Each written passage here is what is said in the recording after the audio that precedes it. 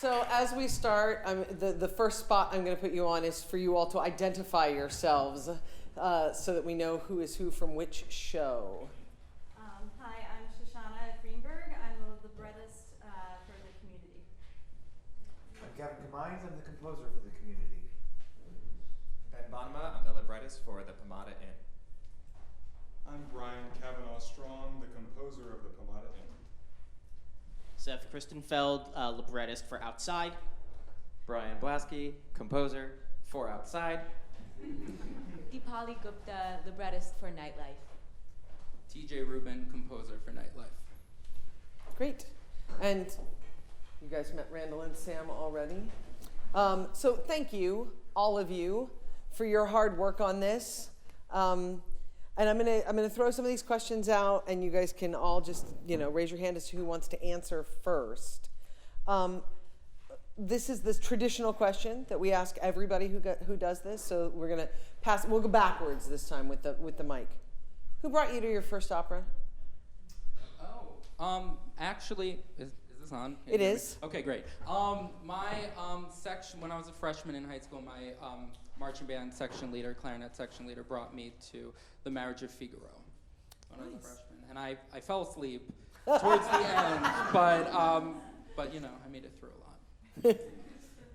Actually, Tisch's graduate musical theater writing program brought me to my first opera, which I'll counter that little embarrassment by saying that I recently brought my two 10-year-old nieces to their first opera, and they both fell asleep, but it was still a great experience for them. Excellent.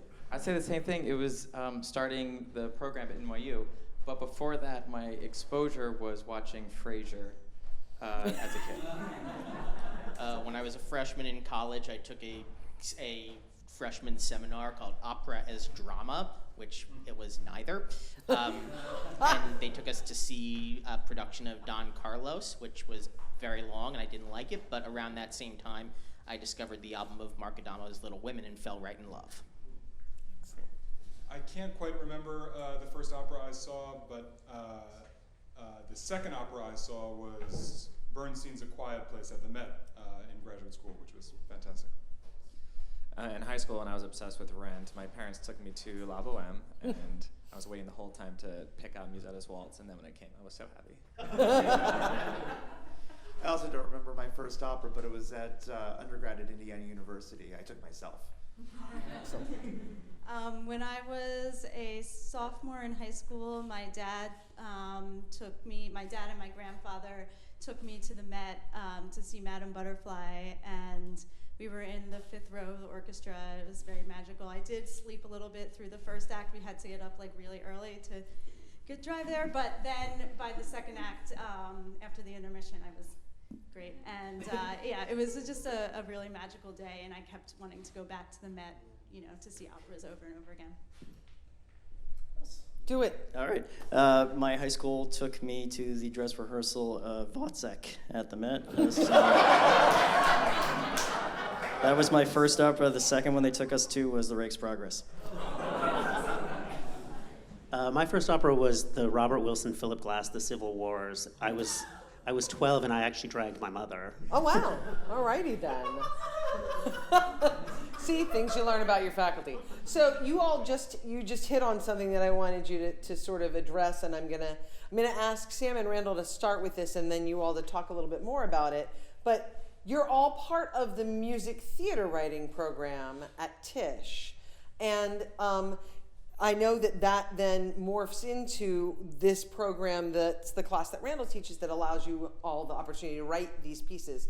Talk a little bit about that and how the two of you developed that program into what allowed for these 30-minute pieces to get written. And then I want you all to talk a little bit about the morphing from opera into music theater opera, and where those lines are, or if they are anymore. So the name of the program is the Graduate Musical Theater Writing Program, but we've always defined musical theater as running the spectrum of everything that involves text and music to tell some sort of story. So that includes opera and musical theater in the Broadway sense and experimental work. And traditionally, there has been more kind of people doing work that is in what we would think of as musical theater, but I was asked to particularly amp up the opera end of things. So I created what at first was just an intro to opera class that all these guys took. So that's 1 year of learning about operas through lectures and guest speakers, and then trying a little bit of aria writing with opera singers. And then the opportunity came to create a second year of the program to actually have these guys write operas under the guidance of Sam and me. And together with American Opera Projects, with Matt and Charles, we came up with this idea of having these guys actually write what was then 10 to 15-minute operas that we would partner with an external organization every year to produce. And the first year that was at Fort Greene Park. We also did them at the Brooklyn Museum. It also became clear after doing those 10-minute operas that longer was going to be the challenge. And what we could really do pedagogically to set these guys up to go forward in the opera world was to have them write 30-minute pieces. So that's how the third year of what we now call Advanced Opera Lab exists, where we did them 2 years ago at International House, and then this year the prompt was Stonewall. Just to add on to that a little bit. So funnily enough, I teach in the graduate design department, design for stage and film, and I also teach an introductory opera class in that department to designers, to introduce designers to the world of opera. But we met at a party 5 years ago, Randall and I, and just decided that I was already looking for ways to get my students more exposure to opera, because there are great opportunities for designers in the world of opera. So we just were immediately looking for ways to collaborate, and just gave birth to this idea of finding a way for his students and my students to come together and put on a show. Yep, that's excellent. So for all of you, and raise your hands or jump in, talk about coming into this as a music theater writing student, and then how you felt about going into opera, what it is that excites you about this, or what you've learned from this that makes you, think this is where you want to be, or this may not be where you want to be. Hi, Brian again, outside, with Seth, outside. One of the reasons Seth and I decided to write together was because we were both interested in where the delineation between opera and musical theater exists, and we're both like huge musical theater nerds, and wanted to try to jump musical theater into opera. And forever, I just thought opera meant that you sung through the whole thing. And then Randall was like, well, kind of.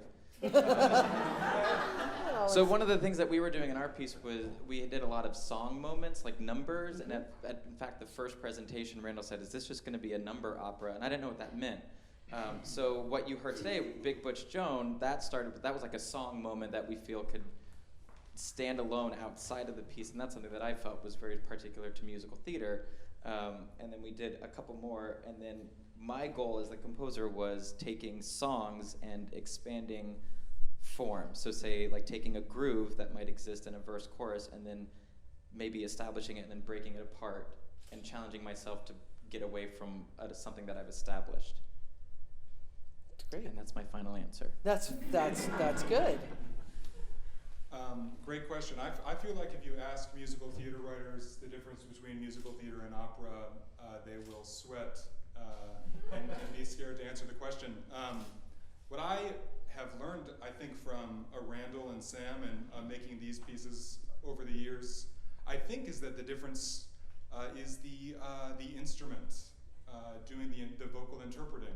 I think if you listening to these 4 pieces today, the style and form of all of the pieces are perhaps pointing directly or obliquely to different styles and forms, but the singers themselves make it opera to me. Who else? My early compositional training was serialism. Hey. So My biggest challenge when I first came to NYU was writing tonally. I had never done so.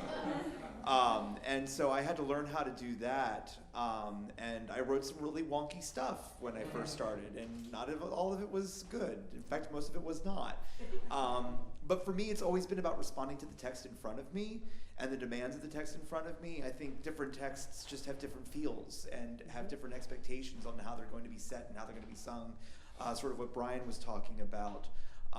And so really, I just let the text guide me as to where it wants to go, and then the music just kind of happens. Excellent. Coming from an experimental theater background as a playwright, opera was in some ways actually much easier for me to approach than traditional, like Broadway musical theater. And I think what I learned in my time in a musical theater writing program was that sometimes faculty members or other students would say to me like, oh, these lines of dialogue that you've written should be set to music, or maybe this is the libretto of an opera. And I insisted, I said, no, it's just spoken text. These are lines in a musical that people are saying to one another. And I think that once I started collaborating with TJ on this piece, it became clear to me how the lyricism of my text could actually be elevated differently in an opera context than in a musical theater context. I wonder if you have more to say about that. Well, I was going to say that for me, there hasn't really been a line between opera and musical theater. I've always been told that my musical theater isn't accessible enough and that my opera is too accessible. And that's sort of been my critique. So you must be doing something perfectly right. Yeah, right? That's it, exactly. So in terms of how I approach the writing dramatically, that's not different at all. But like Brian said, the voices are different, writing for musical theater, at least as I approach it, and writing for opera, and sort of treating them and highlighting them in the different ways in their strengths. I'll just offer up a quip from a friend of mine who once said that Sweeney Todd is a musical when the director's interpretation ruins it for you, and it's an opera when the conductor's interpretation ruins it for you. That's perfect. Yeah, as I said, I was very into opera when I was in high school, and for a while I thought opera would be the kind of thing I would be doing, singing, working on, writing, and all that. But then but I'd always loved musicals too. So when I came to the graduate musical theater writing program, that's basically what I was doing and had been doing for a while. So when this opera program started, I was very excited to just get back into just my love of opera and learning how to actually write this. And I think the main challenge for me was figuring out what this form specifically is as a librettist and how it differs from musical theater and playwriting and just the little ways, it's all under the same umbrella, just dramatically, but just the little ways that when you approach writing, how that is different. You want to throw in? I have more experience as a composer than a librettist, and I did the graduate musical theater writing program as a composer. So mostly this was just a challenge in wearing a new hat and writing a full libretto for this 30-minute piece. I also thought a lot about, more than the division between opera and musical theater, I was thinking about style and the use of if these are kind of naturalistic scenes with characters speaking with subtext, and how does that play against aria moments and using magic realism of jumping time and place. So those are my bigger questions, and I try not to worry too much about it being in this kind of unfamiliar opera form. So your collaborative teams, and you actually teed this up beautifully, thank you. As somebody who came into this as a composer but also wanted to explore the librettist, or as my husband, who's a composer, says, I'm the music guy, I need the words guy. Whoever the words person is versus the music person. How did you find each other as collaborators, or is that Randall's doing? Did he pair you, or did you get to select each other for this process? So when they write the 10 to 15 minute operas, I pair them. Okay. And then the third year of the program, where they write 30-minute pieces, they apply as a team for. Okay. And we tell them what the prompt is going to be, and then they come up with an idea together. So they kind of self-select who they want to work with. I'm going to dovetail on that really quickly, because you as a composer, when you pair them as a, instructor, what do you look for when you go to try to pair, as you've learned about these, creative minds that you've started to sort of learn about in their writing style? What do you look for in terms of pairing them? Are you looking for people who are going to challenge each other, or do you look for people who are really symbiotic? It's a little bit of both. I mean, one of the things is I try to get people to work together who have not worked together before, because one of the program is open to alums of the program, of our program, and all these guys are alums now, since it's a 2-year MFA and it's a 3-year program. So for the 15-minute pieces, I try to make sure that people are working together who were not students in the program at the same time. So that's one part of it. Another part is to try to think of teams who will write differently than they would be writing in the musical theater work or whatever they've done in their regular GMTWP work, is to think of who would bring out a different side of this person than I'm ordinarily seeing. And I know all of their work pretty well, because all of us in the program teach everybody. So yeah, those are the considerations. Okay. I'm going to ask for our powers that be in the booth. Can you bring the house up just a little bit, so that if there are questions, I can see anybody's hand who shoots up, but also so on stage we can see who's out there in the audience that we're talking to. That would be Matthew or Jude, one of you brilliant people back there. Can you crank the house up a little bit? So these pieces that you guys just wrote, thank you. There it is.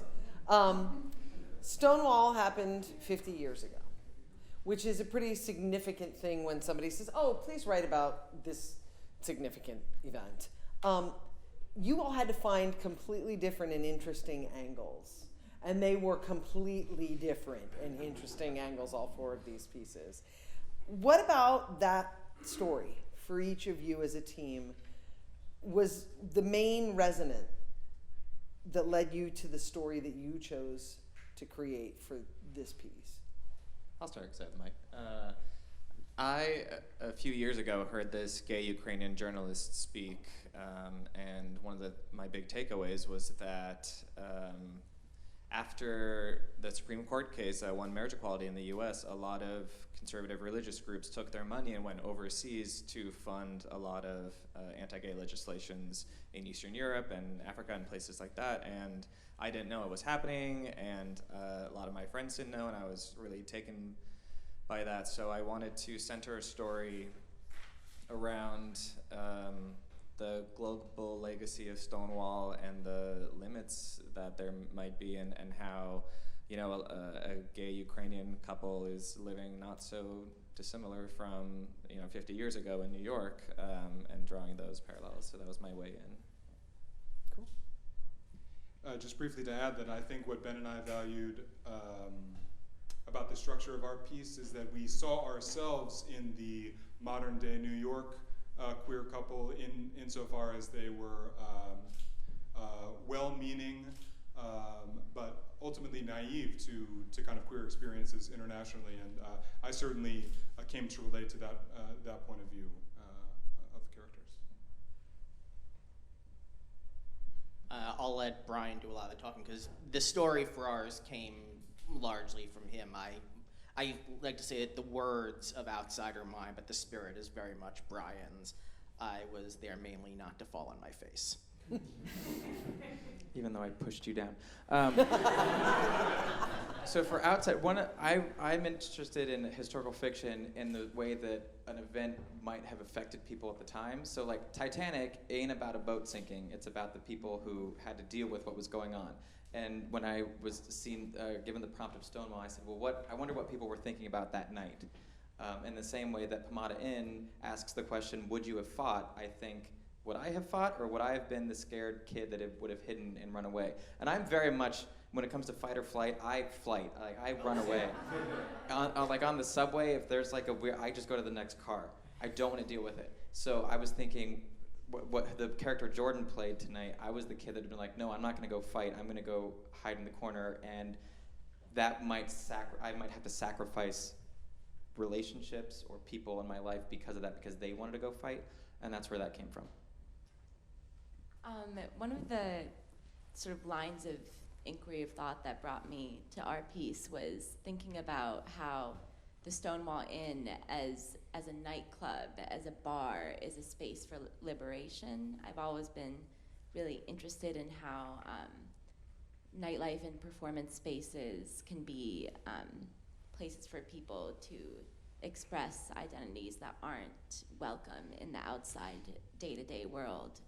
And I think when we started to imagine this world, both the sonic landscape and like the kind of surrealist landscape that we imagined on stage, I drew from experiences that I've had performing in like basements in Bushwick and places that are still, I think, deeply underground and holding alive things that we would have seen at the Stonewall when people who would have felt good there 50 years ago.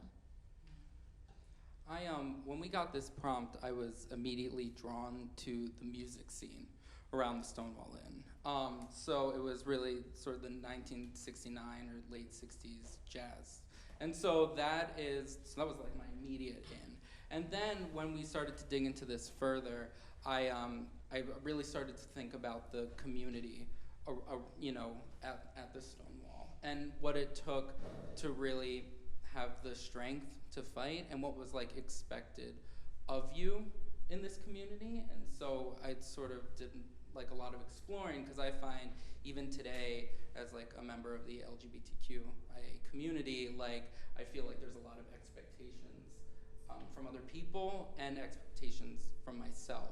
And so what I really wanted to explore, not only with all our characters, is sort of how we deal with those expectations that we place on ourselves and that we get from other people. Yeah. And sort of how we found our group of like these characters who are a jazz quartet with each other, who are in a jazz quartet together, was that when TJ and I started talking, you talked to me about your interest in homophobia and misogyny in the jazz community at the time, and ideas of masculinity that found their way into both like the culture and the music. And I think that's something that we really wanted to intersect with the story of how this woman Chick ends up at the Stonewall, our notions of masculinity in jazz music.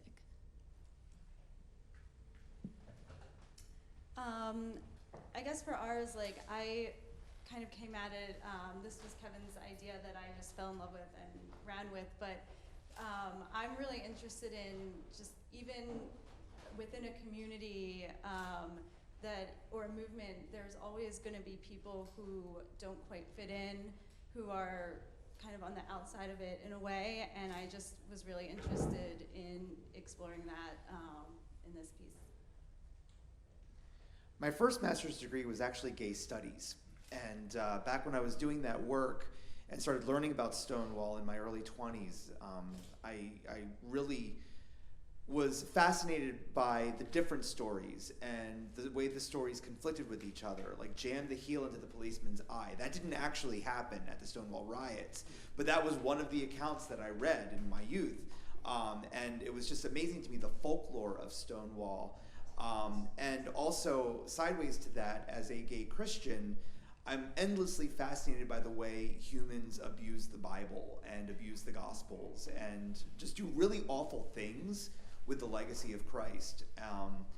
And the way people do really awful things with the legacy of gay history.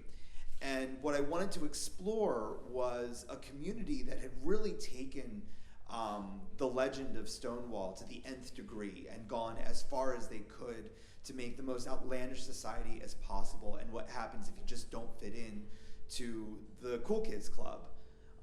Yeah. I was going to say, have you seen the Book of Mormon? Do any of you have questions that you want to throw out to any of the? Yes. Yes, in your investigation of operas, you were sort of looking at opera and musical theater and seeing whether they united or didn't. Did anything ever engender curiosity in Mozart? And the reason I ask that is because there's so much kind of deft things going on. And I was just wondering if as you're speaking on the question of opera, if it made you curious about how people had done things before and what Verdi did, say, or what Handel did, or because I mean, I'm not suggesting that you ought to have done this. I'm just wondering if it just happened through curiosity, if that connected you at all to early opera. Or was it? Go ahead, do it. Hit it. Go. What always strikes me about Mozart is how radical he was for his time period. Don Giovanni is one of my favorite pieces. And it's extraordinarily feminist. And we don't really consider it feminist by our own standards today, but by the standards of 1786, it was an extraordinarily feminist work, very, very groundbreaking. So I think sort of the weak answer to your question is just by virtue of the storytelling that we are engaging, we are being very radicalistic in tackling these stories and putting some of this imagery onto an operatic stage. Opera being, for all intents and purposes, a rather conservative medium by all standards that we consider. But one of the beauties of working in American opera is that we get to go to those radical places because there is no precedence for American opera. We can do what we want and we can be as radical as we choose to be. Mm-hmm. So just to be clear about the first year of this program, the intro class is we cover opera history. And they learn about Mozart and Verdi and everybody. It's quick, but they dive into a lot of different kinds of opera, and then I think a lot of them continue to follow up on whatever interests them. I mean, my goal in that first year is to just like throw a ton of different kinds of opera at them, and for them to figure out what about it, this form, is appealing to me. And then, they go forward, and when we get to the writing part. Anybody else want to address it? Oh wait, we got more questions. Go ahead. What was your, it can be personal, it can be a group, pain point with writing for a 30-minute piece like this? Did you say pain point? Pain point, like, was it costuming? Was it like, oh my gosh, I need this one particular backdrop? Like, I know you're working with a lot of different pieces to make it all come together. And there's always, whenever you're putting out production, there's this one thing that just, just need this to go. For me, it was the 30-minute time limit. Because 4 pieces at 30 minutes, you can't go, and Randall would not let us go over by his, Sam wouldn't no. Time limit, that's my answer. Anybody else? Yeah, I just was going to. Universal. I was just going to say that my students who aren't here right now, who were the designers of the productions at the Stonewall, and are every year, are endlessly frustrated constantly with the lack of time to rehearse and our limited financial resources to really pull it together. But they do a beautiful job anyway. But it's through incredible frustration and tears that it gets done. Creativity is the mother of invention. Or necessity, as they say in these situations.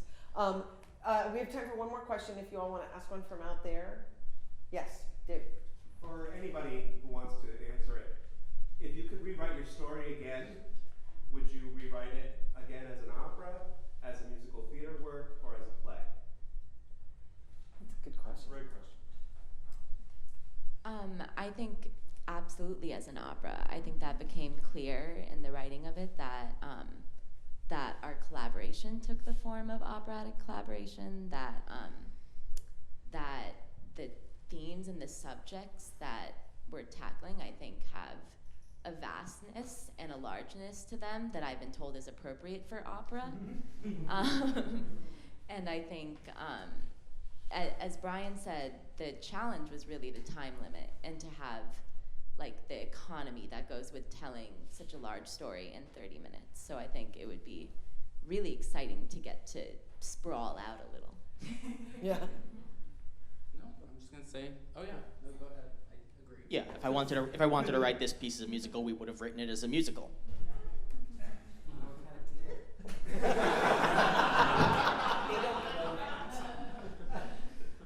Yeah, I think one of the things that helped with our piece specifically, which was jumping time and place, was that music was the connective tissue through it all.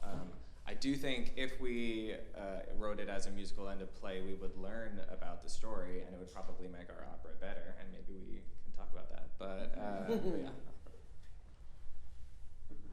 I would love to see ours as a play, as a musical, and as an opera. I would love to see it as all three things. Television series.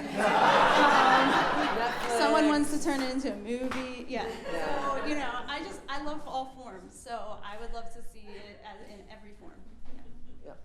TJ, did you have something else you wanted to do? No. You all I good? can agree. I can't imagine it any other way. Art piece than an opera. I just want to acknowledge the performers who are in the back.